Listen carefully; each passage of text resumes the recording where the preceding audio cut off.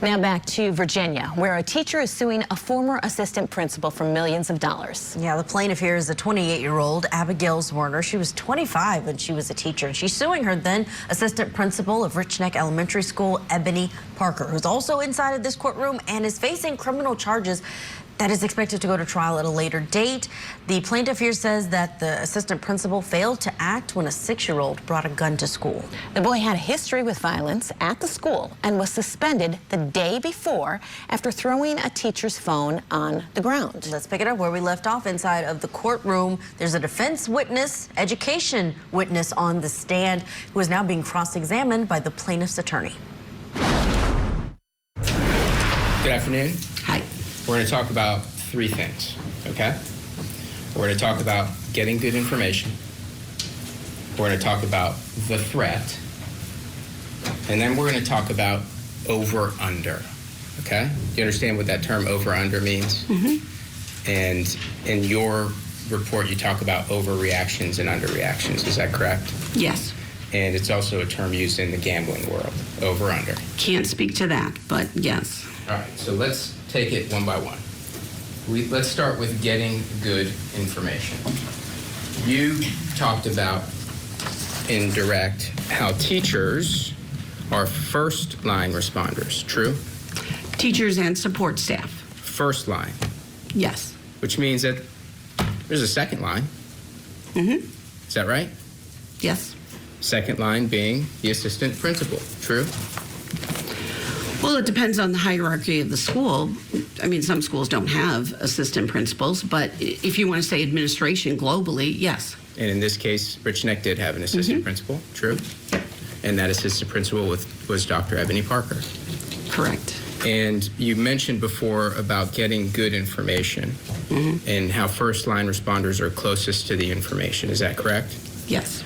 And on this day, it sounds like you're critiquing the information that was passed along to Dr. Parker. Am I interpreting your testimony correctly, that you're critiquing what people shared with Dr. Parker? Well, I think the nature of what is shared is relevant and important to it. I mean, we have to understand this is a tragic, horrific event for every single person involved. So critique may not be the word, but I think clearly we have to evaluate the nature of the information that was given to her. Right. And getting good information is a two-way street. Fair? Mm-hmm. Is that yes? Yes, I'm sorry. We have a quote. Yeah, I know. I should know better. Sorry. In other words, you don't think an assistant principal should just sit in their armchair, wait for people to tell them information, and then just decide what to do based on what they tell them, right? I don't know that that's what happened in this case because there were other instances going on. There were when Ms. West brought her student and then sometime in the afternoon cried out for help, and Dr. Parker came because 2 students were fighting in the hallway. So I wouldn't say that she never got out of her chair because clearly she provided assistance when it was asked for. Okay, so let's take it step by step. Okay. You agree that an assistant principal can't just sit in their chair and wait for information to come to them, true? I think that an assistant principal can have a reasonable expectation that if there's something she needs to know, people will tell her. Okay. And so she should just assume everything's okay unless somebody comes and tells her more. Well, your option then is that you have to go door to door and ask everybody, hey, is everything okay here? Is there anything I should know? Is there anything? And that's not really feasible for the management of the school. Really happy you said that, actually. Really happy you said that. So let's talk about going door to door. In this context, Ms. Kovac told Dr. Parker explicitly about a gun and a specific student, true? At what point? Around noon. Prior to going to lunch? Correct, around noon. There was a discussion of a weapon. It wasn't a gun in his book bag. That's not what you asked me. You asked me what she told. Right, that's at noon, around noon. Did Ms. Kovac go into Dr. Ebony Parker's office and report that students were saying that JT had a gun in his book bag? My understanding in the review of the materials is that she said that the students reported he had a weapon. And your review of the materials, I hope, included the written statement of Dr. Parker? Mm-hmm. Is that a yes? Yes. Okay. So I'm going to go ahead and show you that. It's been pre-marked as Plaintiff's Exhibit 2, Your Honor.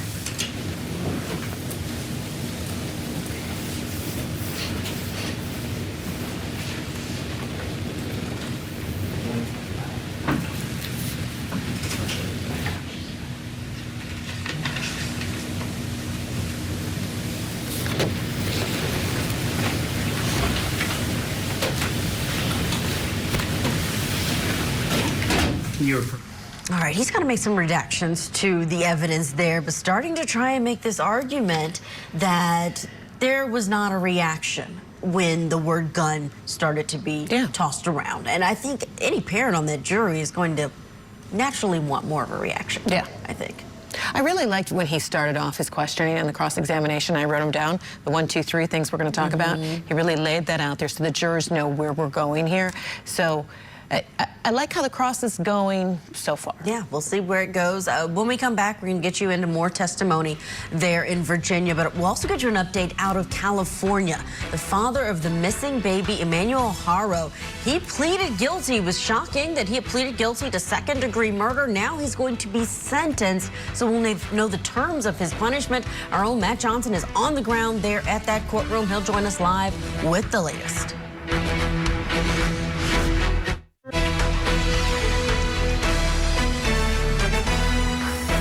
Welcome back to Court TV Live. I'm Kelly Craft in for Ted Rollins along with Julia Janae. We're turning our attention now to California, where the father of missing baby Emmanuel Haro is going to be sentenced today for his child's presumed death. Jake Haro pleaded guilty last month to murdering his 7-month-old son after initially telling police that someone had attacked his wife and then kidnapped the child. Now, both of them were charged. We do not know what the sentence will be for Haro. Before we discuss it here, let's look back at this case. Here's Court TV crime and justice correspondent Matt Johnson with more.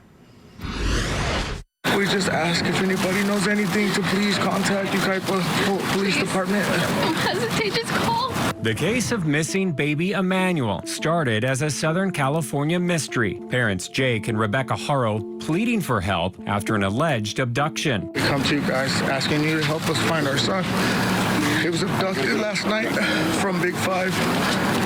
Somebody struck my wife while she was trying to change his diaper. On August 14, 2025, the couple reported 7-month-old baby Emmanuel had been abducted from a Big 5 sporting goods parking lot in Yucaipa, California, 70 miles east of Los Angeles. Quickly, the case made national headlines. My question is where's Emmanuel? I want to know where Emmanuel's at. Whatever the situation is, I just want justice to be brought. And while investigators searched for Emmanuel, the Haros stopped cooperating and stopped answering questions. Have police updated you guys at all on the investigation? On August 16th, detectives with the San Bernardino County Sheriff's Department released a statement stating Rebecca was confronted with inconsistencies in her initial statement and declined to continue with the interview. In the days following, investigators collected cell phone data and surveillance video. They also executed search warrants to the Haros home in Cabazon. Then on August 22nd, the Haros were arrested for murder. 2 days later, Jake Haro was spotted with detectives and cadaver dogs off the 60 freeway in Moreno Valley. How has this case impacted the community? It's really sad. Everyone's mad. Like, you could, if you didn't want him, but you could have just gave him to someone who did. On August 26th, Riverside County District Attorney Michael Hestron filed formal charges against the accused killer couple. The filing in this case reflects our belief that baby Emmanuel was abused, victim of child abuse over time, and that eventually, because of that abuse, he succumbed to those injuries. Jake and Rebecca Haro were charged with felony murder in August. They both pleaded not guilty, but in October, Jake changed his plea to guilty. And with us live from Riverside, California, Court TV crime and justice correspondent Matt Johnson. Matt, what are we expecting today from this sentencing? Yeah, nice to see you both. It's another big day here in the ongoing saga of Jake and Rebecca Haro, the parents who claim that their child had been abducted. And then just last month, the main suspect in all of this, Jake Haro, confessed to killing his child, 7-month-old baby Emmanuel. He's going to be back in this courthouse behind me, Riverside, California, the Hall of Justice, where at around 5 o'clock today, a sentence will be imposed after he pled guilty to those charges just a few weeks ago. Take a listen to his last court appearance. How do you plead to the charge in count 1 of the amended felony complaint of violation of Penal Code Section 187A? I'm guilty. And for clarification for the record, that's going to be in the second degree? Yes. Sir, do you admit that you committed a violation of Penal Code Section 187, Subdivision A, a felony, in that on or about August 5th of 2025 through and including August 14th of 2025 in the County of Riverside, State of California, you did willfully and unlawfully murder baby Doe, initials EH, a human being? I admit. And again, this is a change of plea with the court, pleading guilty to all the charges, including child abuse, moving the body, and also killing his 7-month-old baby whose body has never been found. This is not a plea deal with the district attorney of Riverside County here, meaning that there is no agreement for him to give a statement in elocution, give information about where this baby's body is, because the baby has never been recovered. And also there's no agreement that he helps assist prosecutors in the case against his wife, Rebecca Haro. Speaking of Rebecca, what's her status? Yeah, Kelly, she was back in court just a few days ago, right before Halloween here at the Hall of Justice in Riverside, California. And there was another big shocking moment because she chose not to move forward with her status conference and her settlement conference, which was something similar to what we saw with her husband when he changed his plea to guilty with all of this. So that has been moved to January 2026. And following that will be her preliminary hearing where we're going to hear more information about her case and what the state of California has against her. Take a listen. Ms. Haro, you have the right to have your preliminary hearing heard within 10 court days concluded within 60 calendar days of your arraignment. You waive those rights and agree instead that your preliminary hearing would be timely if held within 10 court days of January 21st. Ma'am, you're ordered back to this department on January 21st for felony settlement conference. Are you? Haro both charged with the same charges in this case, including murder, child endangerment, and filing that false police report. She's due back in court January 21st, 2026.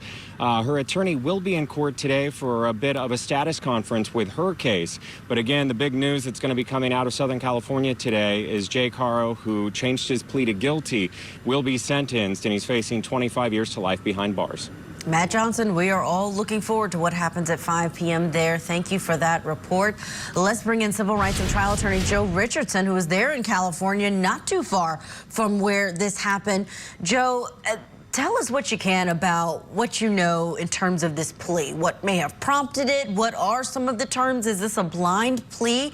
And are prosecutors getting anything out of him allocuting or basically accepting responsibility at this point?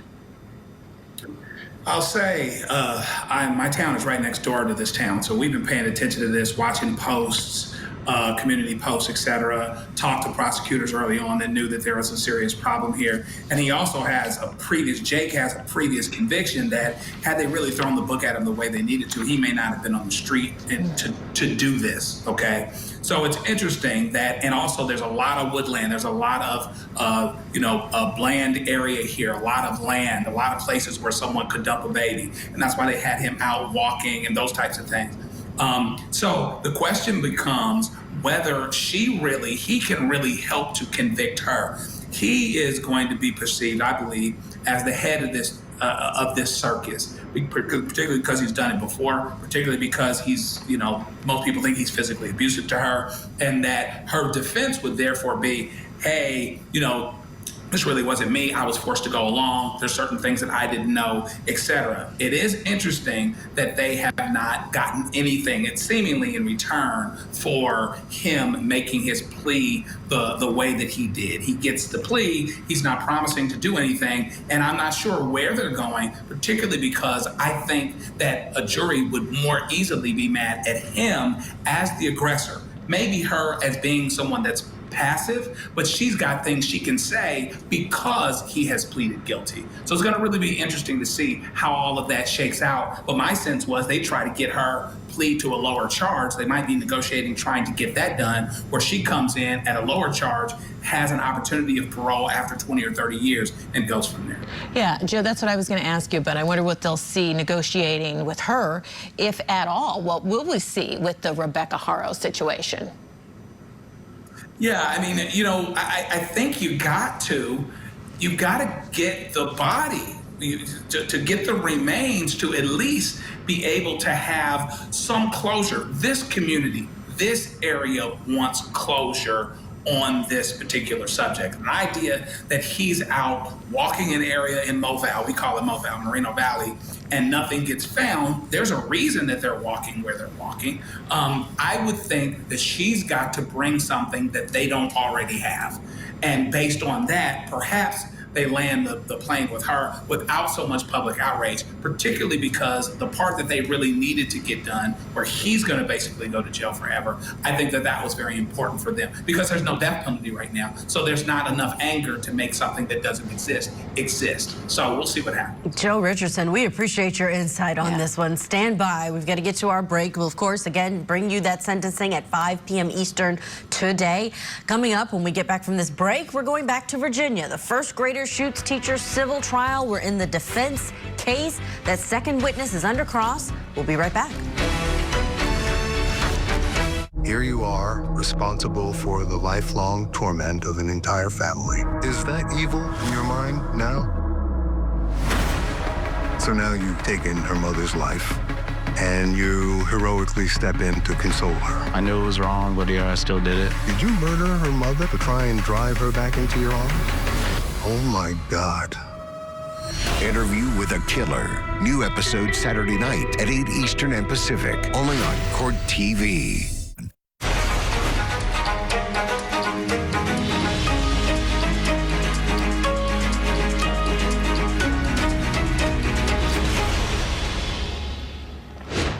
Let's go back inside this courtroom in Newport News, Virginia, where we've been watching together testimony in a civil case between a former assistant principal and a former elementary school teacher, Abby Zwerner. The $1 million lawsuit stems from an incident back in 2023. A 6-year-old student shot Zwerner in the classroom. She survived that shooting. Her attorney says that their client, rather the teacher, that she even warned the school administrator, specifically this former assistant principal, Ebony Parker, that the 6-year-old in her classroom had a gun on that campus. And she says these warnings were ignored. Let's head back into the courtroom now. More testimony from the school safety expert, Dr. Amy Klinger. In the materials that you were provided, Dr. Klinger, this is the sentence I was reading to you.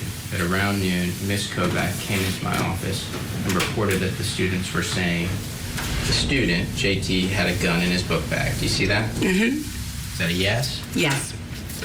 And so when you said earlier, you can't go around every classroom, knocking on every door, searching every bag. You recall that testimony? Well, I was speaking in terms, your question was about finding out if everything was okay. It wasn't about searching bags. Okay. Well, in this case, there was a specific child reported to have had a gun in his book bag. True? Yes. And because communication is a two-way street and getting in good information is a two-way street, you would expect the assistant principal to attempt to get some information herself. True? Well, according to that statement and the materials that I read, there was a discussion between Ms. Kovac, who was a seasoned educator with a relationship with the student, third in line in the chain of command. There was a discussion between her and Dr. Parker, and Ms. Kovac indicated she was going to go and look in the book bag. And based upon the information that you received, that she checked the book bag, there was nothing in the book bag, but that there was a report that there was something put in his pocket, true? That was a report made later, yes. And you're familiar that in response, Dr. Parker observed that the child's pockets were too little, true? That's in the materials that's alleged. And so when we're talking about getting good information, to make sure that we're on the same page regarding good information, when we talk about Miss West and Miss West bringing a child to Dr. Parker, do you recall your previous testimony about that? She brought him to the office, yes. In fact, according to Dr. Parker left her office and went and retrieved the child, true? Which child are we speaking of? The one that was eloping. Yes. So Dr. Parker at some point in time did decide, I'm going to leave my chair and I'm going to go deal with a student. Yes. I believe she also left her chair when the students had the altercation in the hallway, and also to talk with Miss West about the student she brought in from the playground. And during those times in which Dr. Parker left her chair, did she go and inquire with the student, JT? Specifically to the student, yes. JT, or about the student? To the student, JT. No. And you mentioned about how when law enforcement gets phone calls on dispatch, they always want to get information straight from the source. Do you recall that? Mm-hmm. Is it a yes? Yes. And when we talk about getting information straight from the source, in this context, there were two girls who reported to Ms. Kovac who reported to Dr. Parker, true? Yes. And at what point in the day did Dr. Parker leave her desk to go talk to girl number one? Well, in her testimony, Ms. Kovac indicates she didn't know who they were. Not my question. At what point of the day did Dr. Parker leave her desk to go talk to girl number one? How could she if she doesn't know who girl number one is? Because Ms. Kovac doesn't know who girl number one is because she didn't ask her name and didn't get the information, which makes it difficult to investigate if you don't know who the student is. So Dr. Parker's obligation there stops because she doesn't get good information, so she can sit back and just rely upon the fact that she didn't get good information. That's not what I said. I said it would be difficult to interview a student that you don't know who that student is. You mentioned earlier that there are, 40 first grade students and 20 in Mrs. Warner's class? I never said how many students there were. She didn't testify. Earlier you had talked... Hold on, sustain that objection, rephrase. Earlier you had talked about how at some point in time one of the teachers was looking after two classroom sets of students, true? Correct. I said Ms. Werner had double the students. I didn't say a number. Okay. And so just so we're on the same page, Dr. Parker never went and attempted to talk to a girl or two girls, true? The ones that disclosed to Ms. Kovac you're speaking of? Yes. She did not because she didn't know their identity. You say because she didn't know her identity. You've never spoken to Dr. Parker, have you? No, I have not. Okay, so when you're trying to say what Dr. Parker knew or didn't know, it's conjecture. You don't. She's never told you she didn't know the identity. Well, the materials say that Ms. Kovac did not. But so I don't know how Dr. Parker would be able to know who Ms. Kovac spoke with if she didn't see her speaking with the two students and Mrs. Kovac didn't know the name of the two students. I don't know how Dr. Parker would know that, but you're right, I don't know that. Okay. So you do not know whether Dr. Parker knew or did not know. I do know that Ms. Kovac did not know the names of those students, and she didn't inquire or bring them to Dr. Parker so that Dr. Parker could speak to them. Dr. Klinger, I know this is your first time in the courtroom. Just asking that you answer my questions. I'll be happy to let you expand, but I just want to make sure that we're not talking past each other. Most certainly. So, you do not know, because Dr. Parker never communicated to you, whether she knew or didn't know who those two girls were? That is correct. Okay. And when we go further and talk about getting good information, at some point in time when it's reported to Dr. Parker that there's a belief that there's something in his pocket, we talked about that a moment ago, correct? Correct. At that point in time, you'd agree that there's still at least a possibility that there's a firearm on campus, true? Yes. And at that point in time, to address the possibility of a firearm, did Dr. Parker request any specific information from anybody to be conveyed to her? Specific information from anyone? Correct. Did she say, will you go and search the person? Or will you go and talk to JT? Or why don't I go and talk to JT? Did she request any specific information in order to make the decision of what to do about a possible firearm on campus? In the review of the materials, it would appear that that was a discussion that was had with Ms. Kovac and also with Mr. Rawls. But that was, so let's get our timeline right. Ms. Kovac looks at the book bag, no gun in the book bag. They go and talk. That's when the comment is about little pockets, right? Yes. And that's about 12:20 in the afternoon, true? I don't have a timestamp on that, so I can't speak to that. And then Mr. Rawls comes and talks to her at 1:40 in the afternoon. Isn't that correct? Again, that's my understanding, but some of the times seem to be a little contradictory in my review of the materials. Some of the times, depending on the statements, were a little bit off, so I don't want to say 1:40 with certainty. Let's say it was 1:40. It was after recess. Let's say it was 1:40. That would mean that for about an hour, Dr. Parker was aware that there was the possibility of a firearm on campus at Rich Neck Elementary. True? That there was the possibility that JT had what students were characterizing as a weapon and a gun. Is that different than what I had asked you? Yes, you said a firearm. Typically, students would not disclose a firearm. They would say a gun, meaning a squirt gun, a gun, meaning a Nerf gun, a gun, meaning bullets.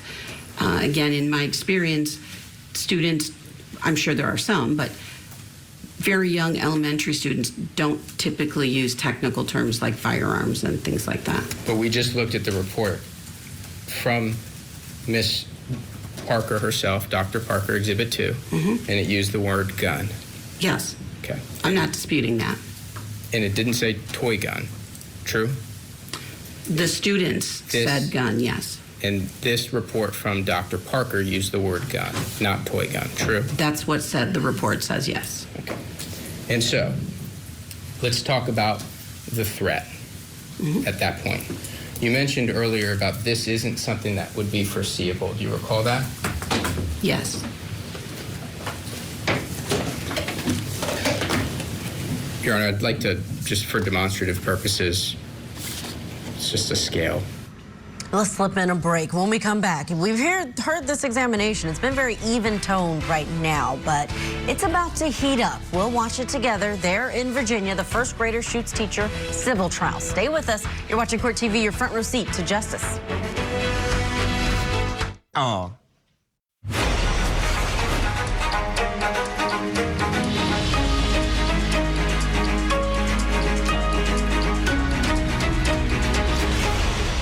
Welcome back to Court TV Live. I'm Julia Janae. Thank you for being with us this afternoon. We are in Virginia, where the defense is presenting their case in $1 million civil trial for former teacher Abigail Zwerner. She was shot by a 6-year-old student in her classroom back in 2023. That bullet went through her hand and into her chest, causing her to sustain severe injuries. That's what was all presented during the plaintiff's case. But we're now in the defense case. Ebony Parker, the assistant principal, former principal, is being sued for allegedly ignoring warnings about the student who apparently had a history there at the school.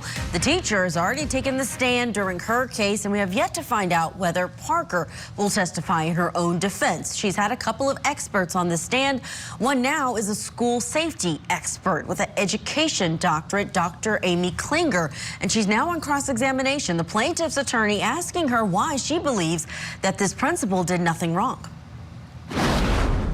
It's just a scale. Object, Your Honor.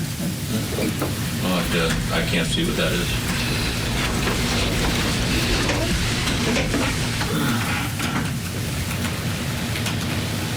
Okay, I'm not exactly clear where you're going with that. Object, Your Honor. It's another diagram drawn by Mr. Beniozen during trial. I don't know where he's going yet. Continuing objection until we see where it's going. Okay. You mentioned not foreseeable, correct? Yes. All right. As of, don't publish this yet, please. At that point in time, we're talking, well, let's actually start before. January 6th in the morning, before JT comes to school, what, in your expert opinion on the issue of foreseeability, what was the foreseeability of a gun on campus at Rich Neck Elementary School, an elementary school, on a scale of 0 to 10? Incorporating all students, K through 5? Yes. So every student there. What was the foreseeability of a gun on campus? 0 to 10. Inclusive of the entire population of the school? Yes. Probably a 1. So it's not like it's off the radar, true? Correct. Now, if you want, well, I can't tell you what to ask me, but that's why I ask about the number of students. The younger they go, the younger they are, the lower that number would be. Okay, but when we talk about a firearm on campus, we're talking about a risk, a threat, true? Yes. And that's because a firearm on campus at an elementary school isn't just a risk of an active shooter. You'd agree with that, right? Yes. There's a risk of an accidental shooting, correct? Yes. And so any firearm on campus is a threat, true? Yes. And so on a scale of 1 to 10 before January 6th, it's a 1, true? Before January 6th? Yeah. I thought you said that morning. The morning of. I thought. That's what I mean. Okay. Yes. And overrule the objection. You're using this for demonstrative purposes only. Yes, Judge. You may proceed. Go ahead, Public Read. And you tell me if I'm misstating, okay? Say foreseeability of gun on campus. Is that right?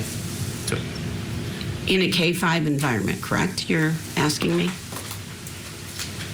Yeah. Is that correct? That's correct. And we agreed that this equals a threat, at least some threat. The foreseeability equals a threat? A gun on campus. The gun equals a threat, yes. Okay. And so we're at a 1. True? Based on what you described to me, yes. So we'll call it 9 a.m. 1/6/23. So you're familiar with the Rich Neck Handbook, correct? Yes. And you're familiar that the Rich Neck Handbook actually contemplates a level 3 incident involving the possession of a firearm, true? Yes.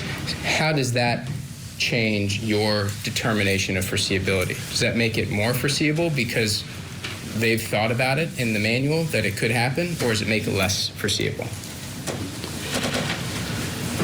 I'm sorry, I don't mean to be, I'm not sure that I understand what you're asking me. Sure.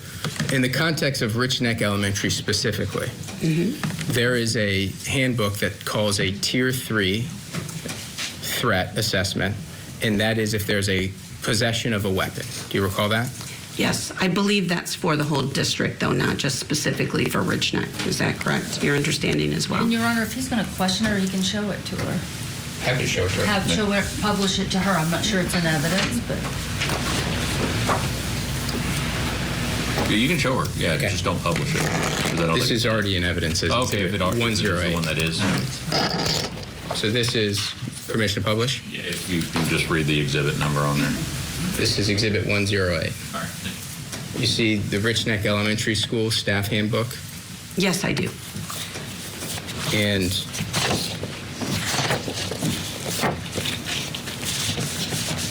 section 3, we talk about level behaviors. Get into it. There's a specific discussion of a possession of a weapon. Do you see that? Yeah, can you slide that down so that I can't see all of what the title, there you go, thank you. I can see it now. Possession of a firearm, or weapon, excuse me. Yes, those being behaviors that need to be immediately reported to an administrator. Understood. And in this context, in light of Rich Neck Elementary's specific understanding that that is a student behavior, how does that increase or decrease your foreseeability analysis? Does it make it more or less likely, in your view, that there's a gun on campus if they've already talked about the possibility of a gun on campus? No, I would say that most likely that's part of a larger comprehensive plan that was supposed to be appropriate for all levels, including secondary levels. And also, this is a K-5 building. It's not a pre-K, so you have older students in the building as well. Understood. So then let's talk about 1 through 10. When Kovac tells Parker, gun. It was a 1 at 9 o'clock in the morning. What is it at the time that Kovac tells Parker there's a gun? Well, it's higher than a 1 because you have that word that's being used, but there also is the plausibility factor, the factor of what the student said. Unfortunately, there were no statements taken specifically from the students. Dr. Parker didn't take any statements. Right, so we don't know who the students are. We don't know. So we only have what Ms. Kovac relates. So she relates, or Dr. Parker relates, that they used the word gun. So 1 out of 10, higher than a 1. What is it? Yes. At this point, I would say, given the fact that Ms. Werner had just been there and indicated that JT was being defiant, but did not indicate that he was acting strange around his book bag, or that he was showing things to kids, or that kids were frightened, or any of those things, it's probably a 2 or a 3 at this point. Okay.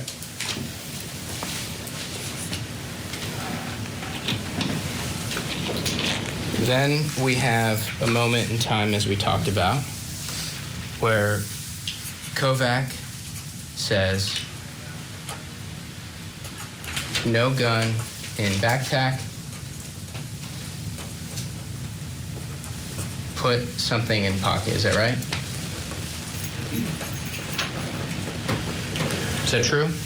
We have a moment where Ms. Kovac has looked in the backpack and there is no gun, and Ms. Werner has texted Ms. Kovac and told her that he put something in his pocket. Dr. Parker did not know that until Ms. Kovac told her. Right, so that's the moment I'm talking about. The moment where Kovac says, no gun in the backpack, but there's a report that he put something in his pocket. This little pockets moment. You understand where I am in the timeline? Yes, I do. Scale of 1 to 10. What's the foreseeability? I think we're still basically in the 2 to 3. And actually thinking of the size of an actual firearm. You're still at a 2 to 3. All right, we're hitting the pause button on the testimony. Interesting style and strategy with this cross-examination of allowing this expert to give a threat level as the plaintiff's attorney is giving her a bit more information that the client, Ebony Parker, would have had at that moment. When we come back from this break, we'll have more testimony, this cross-examination of the expert, and we'll also get you an update on that other trial we have been following in Wisconsin. Wisconsin versus Matthew Paul. The state could rest today, but have they proven that this boyfriend was involved in the mysterious death of his girlfriend? And will the jury get to hear from Matthew Paul today? All of the latest on that trial coming up next. 6-year-old shot his teacher. Their side battling that it is part of the job, just outrageous. The first grader shoots teacher civil trial. Live coverage today on Court TV. Tonight on Closing Arguments, what actually happened to baby Emmanuel? We'll bring you everything we've learned as the missing 7-month-old's father faces sentencing. Closing Arguments with Vinny Politan. Tonight at 8, 7 Central. Only on Court TV.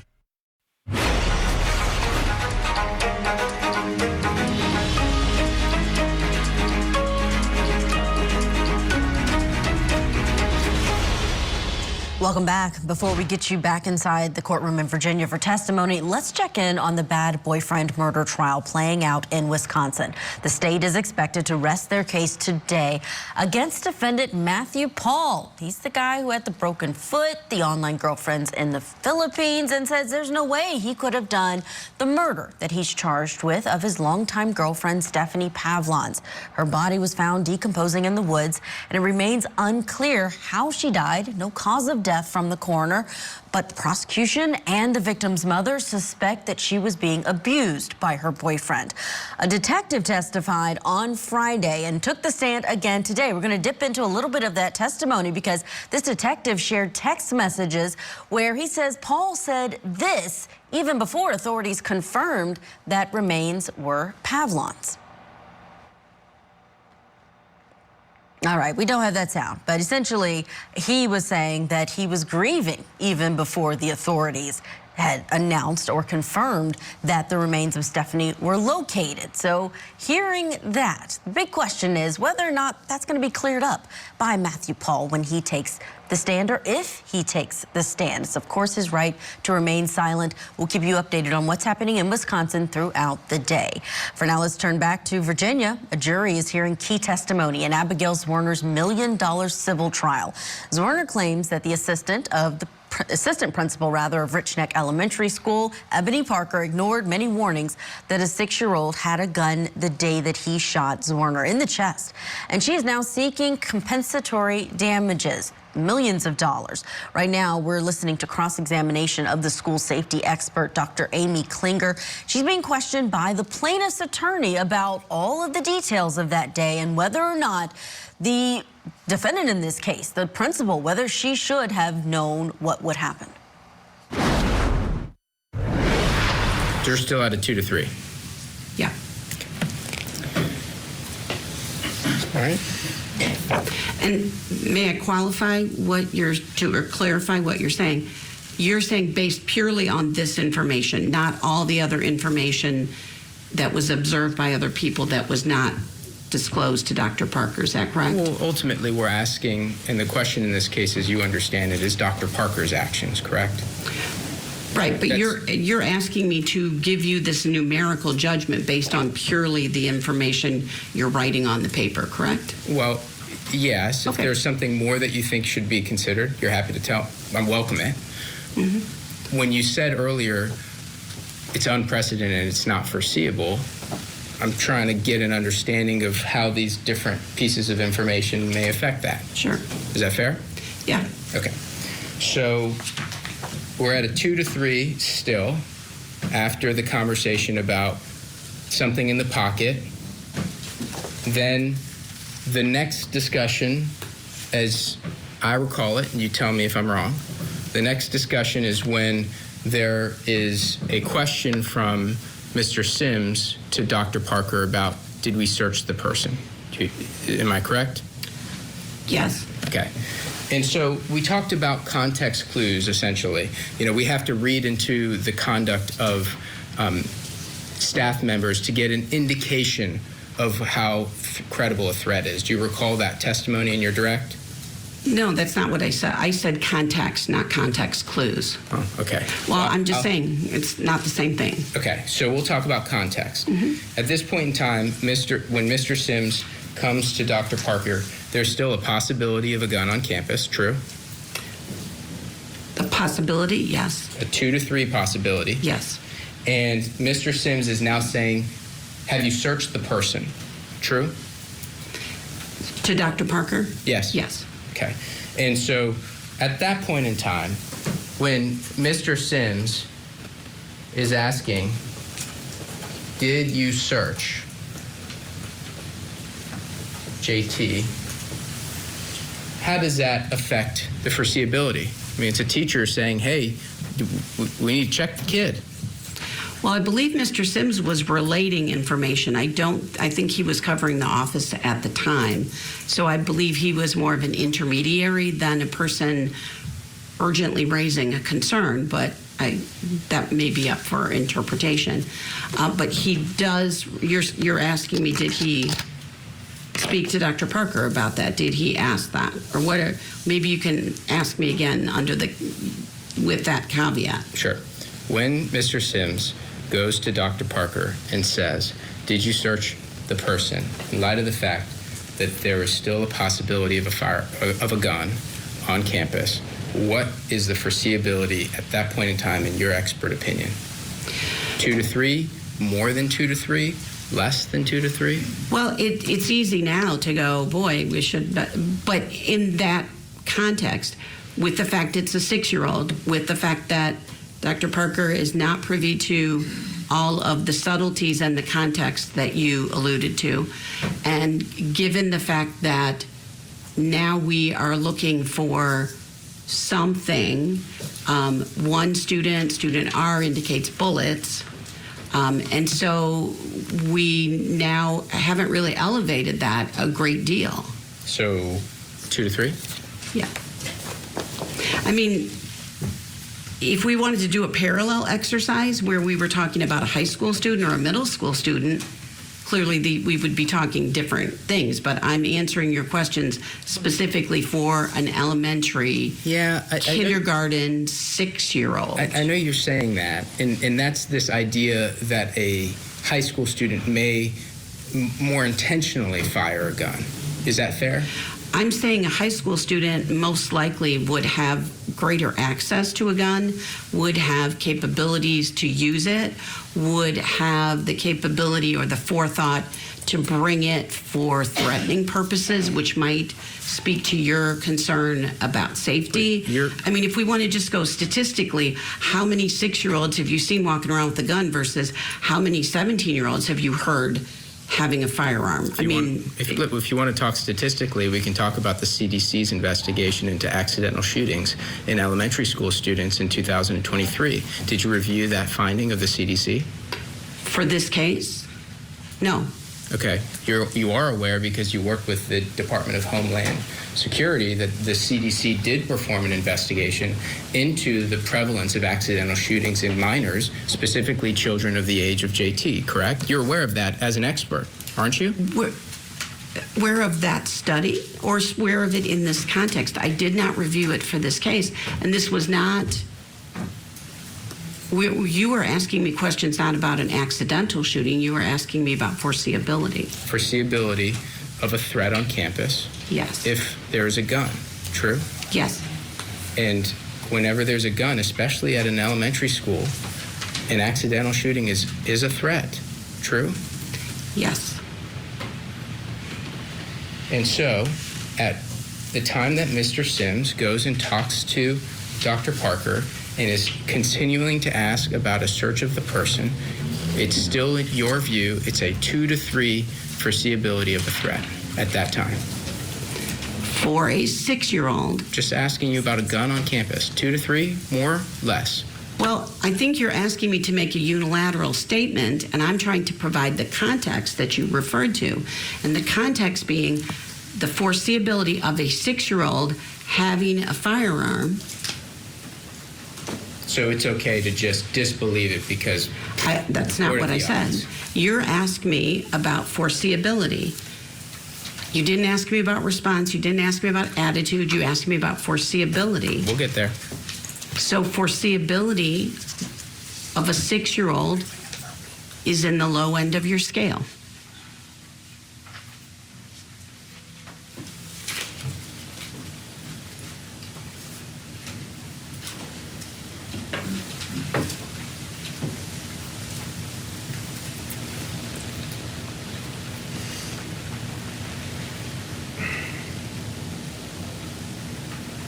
Okay.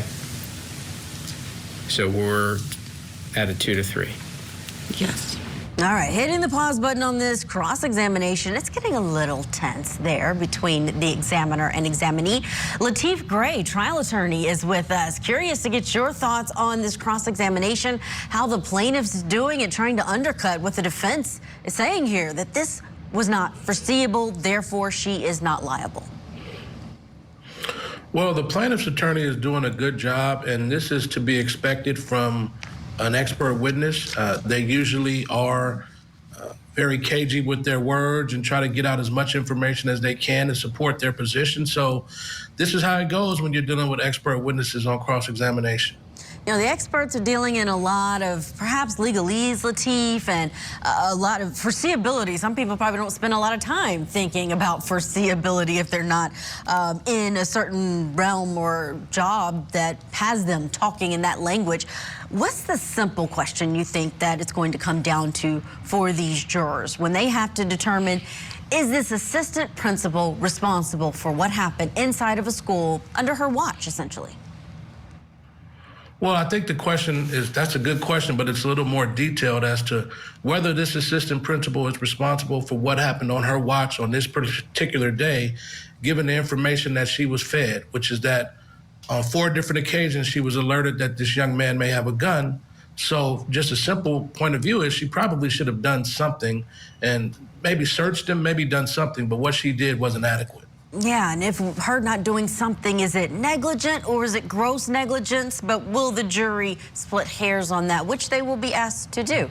Lateef, stand by. We're going to get you more testimony of the first grader shoots teacher civil trial coming up. But also want to give you some breaking news out of Wisconsin.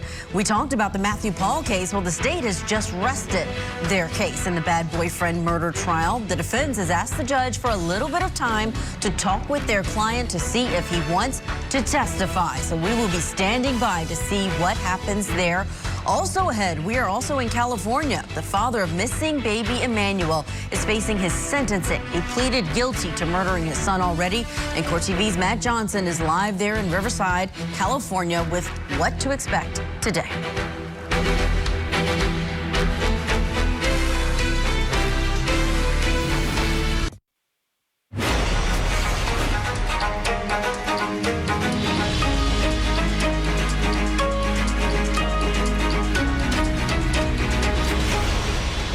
Welcome back to Court TV Live. We will get you back inside of that Virginia courtroom in just a moment, but we do want to get the latest on the murder of baby Emmanuel case out in California.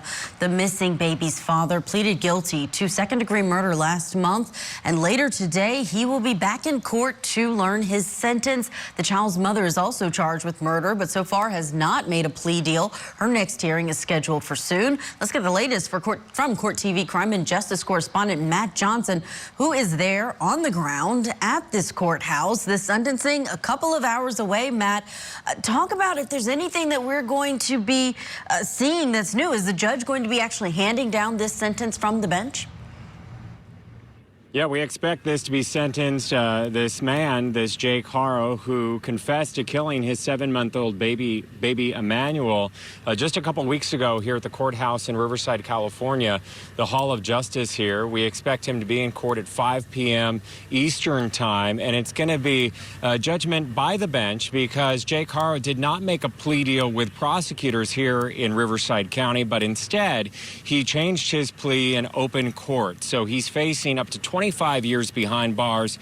Here's part of his last court date and that hearing. Take a listen. How do you plead to the charge in count 1 of the amended felony complaint, a violation of Penal Code Section 187A? I'm guilty. And for clarification for the record, that's going to be in the second degree? Yes. Sir, do you admit that you committed a violation of Penal Code Section 187, Subdivision A, a felony, in that on or about August 5th of 2025 through and including August 14th of 2025 in the County of Riverside, State of California, you did willfully and unlawfully murder baby Doe, initials EH, a human being? I admit.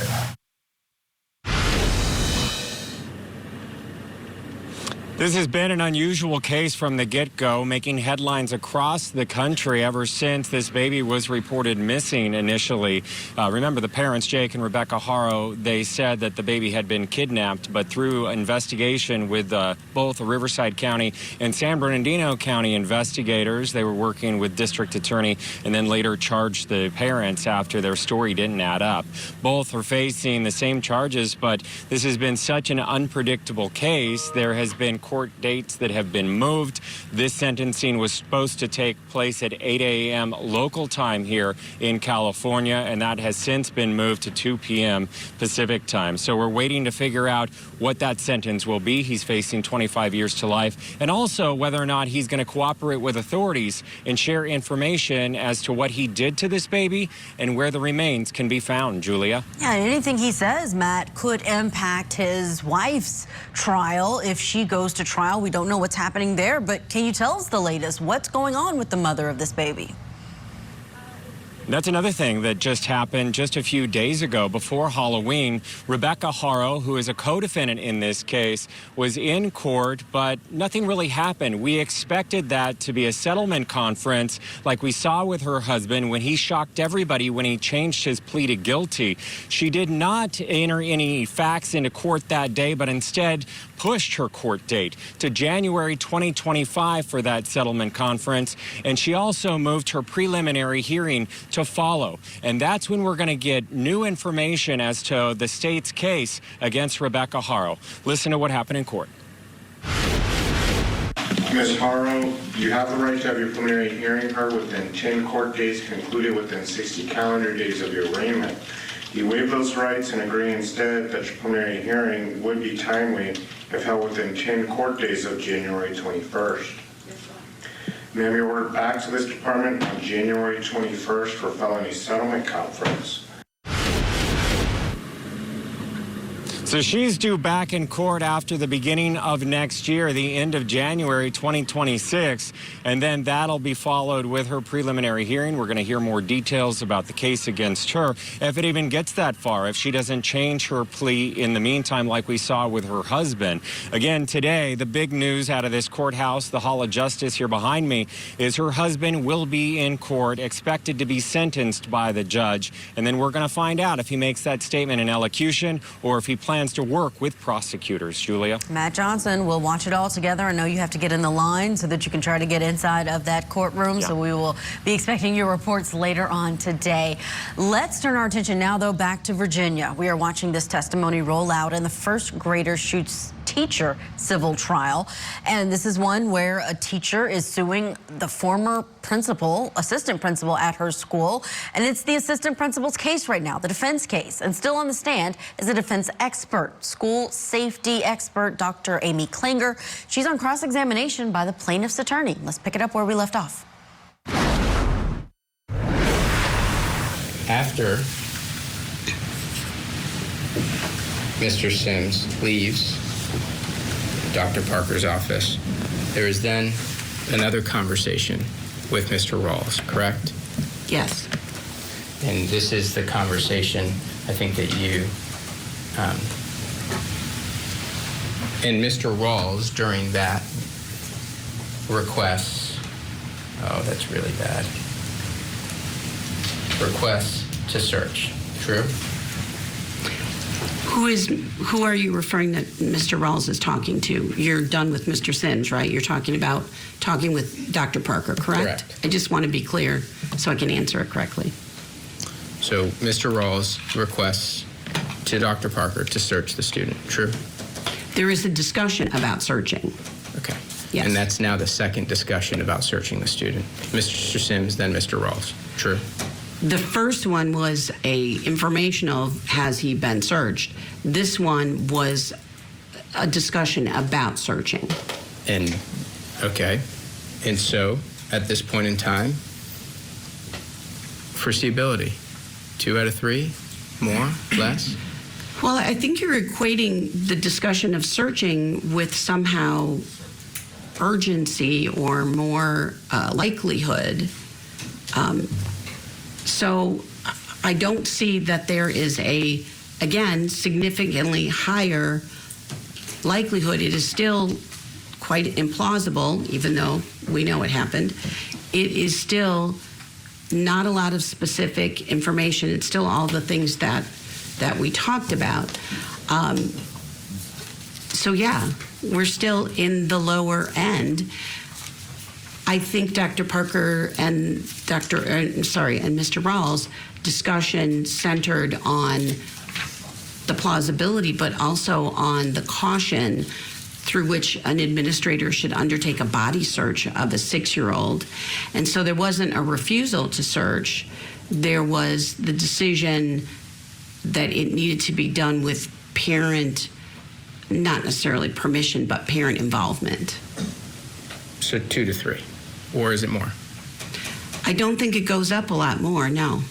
And especially considering that Mr. Rawls has experience with troubled students. Finish the question. Objection, Your Honor. He's cutting her off. I mean, I just asked more than 2 to 3. All right, so we can answer his question. Is it more than 2 to 3? You said not much more. How much more? 3, there. 3, all right. We moved a little. And you're talking about this communication process with the assistant principal, Dr. Parker, and the staff members, correct? Yes. And in your book titled "Keep Students Safe Every Day," that's the title, correct? No, it's keeping students safe every day. Sorry, I missed the ing. You'd agree that a crisis event occurs in a school, there needs to be effective communication, correct? That is correct. And that the assistant principal is the leader in that regard, correct? I don't say that in the book. The assistant principal is the leader in that regard? I don't remember writing that. All right. Is the assistant principal a school leader, to be clear, specific, and timely with communication? An assistant principal is one of the school leaders, and in the crisis plan is one of 3 school leaders. And in this context, at 1:40 in the afternoon, if you accept my representation, that's when this conversation occurred. It was a 3, that there is still a 3 likelihood that there is a gun on campus. True?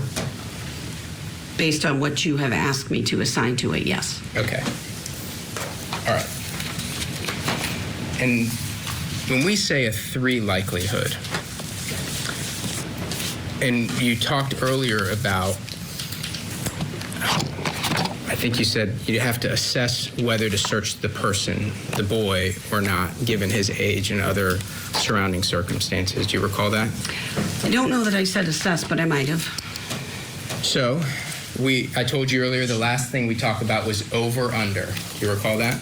Yes, I do. And when we say over, we're talking about what's an overreaction to a gun on campus? What's an underreaction to a gun on campus? True?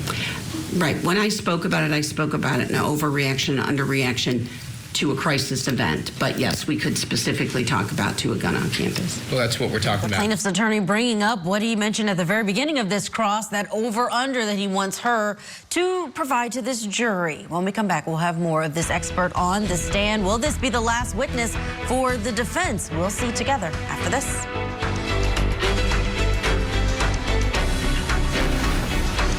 Here you are, responsible for the lifelong torment of an entire family. Is that evil in your mind now? So now you've taken her mother's life, and you heroically step in to console her. I knew it was wrong, but yeah, I still did it. Did you murder her mother to try and drive her back into your arms? Oh my God. Interview with a Killer. New episode Saturday night at 8 Eastern and Pacific, only on Court TV.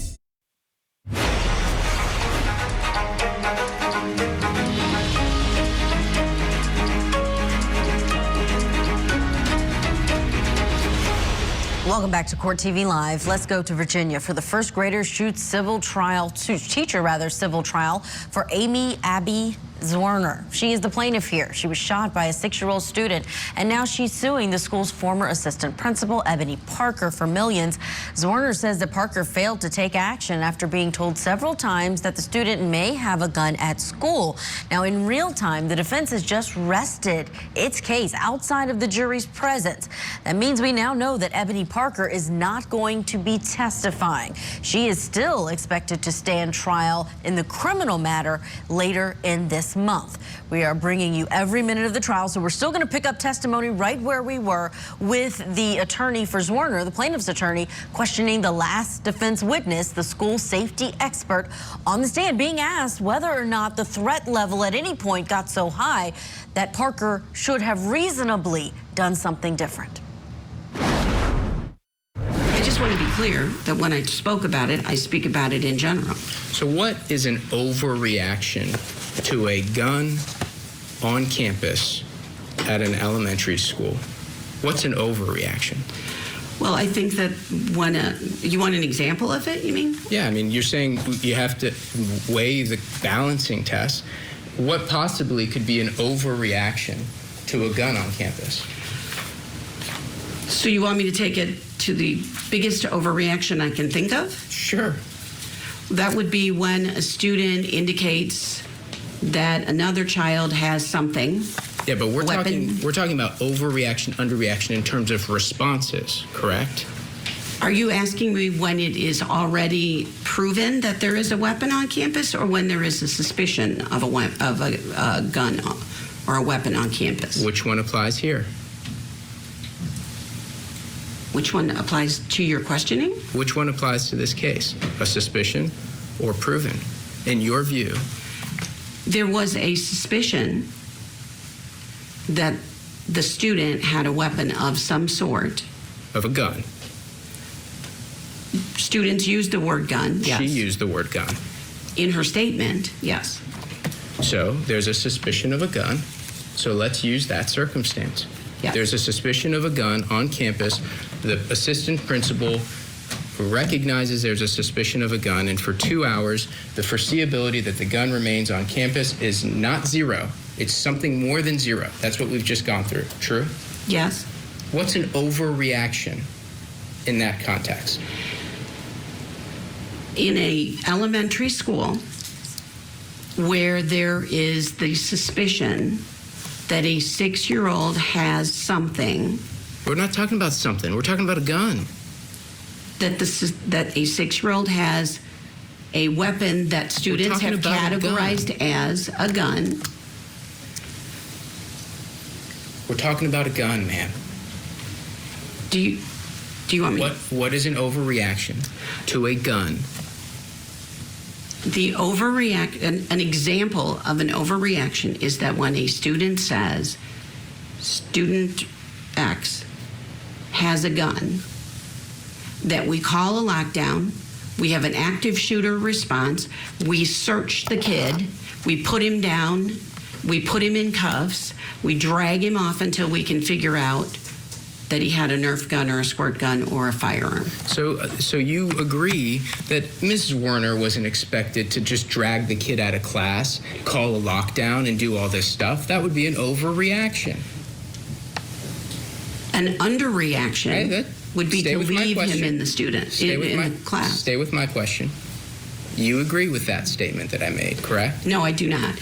An overreaction, it would be an overreaction to tackle the student, get the police, yes, all based on somebody said he has a weapon or what small children call a gun. So let's talk about underreactions. Underreaction is an assistant principal not calling 911. True. Well, can I finish answering your previous question? You didn't answer my previous question. You went on to your own question. Well, no, I was trying to answer the question of you asked me about an overreaction, and then you brought up Ms. Werner as an overreaction that she didn't drag him out. Correct. Did you? That's what I understood you to say. And you agreed that you wouldn't expect her to do that. But a student can be removed from a classroom without being dragged, kicking and screaming. Right. A student can be isolated. A book bag can be moved without it becoming an altercation or an aggressive or violent incident. All things. That would be a more appropriate reaction. So I just wanted to clarify the overreaction that you asked about. All things that Dr. Parker did not do. True. All things that Ms. Werner did not do either, or Ms. Kovac didn't do either, or Mr. Rawls didn't do either, because in their judgment it was not an appropriate measure at that point. Let's answer my question. Okay. All things that Dr. Parker did not do. True? All things as in remove him from the room? Correct. Yes. Okay. Now, when you've heard this statement, I presume, in life about sounding the alarm. You understand what that means? Yes. Okay. And so in this instance, there was a request, there was information that was conveyed all day that we talked about in terms of foreseeability to Dr. Parker. True? There was limited information that was conveyed to Dr. Parker, but not all the information that was available. The materials suggest there was additional information she wasn't privy to. Information was conveyed. Some information, yeah. Sufficient for Dr. Parker to understand that there was a gun on campus. True? That there was Sufficient? Sufficient for her to suspect there was a gun at Rich Neck Elementary School. We talked about suspicion.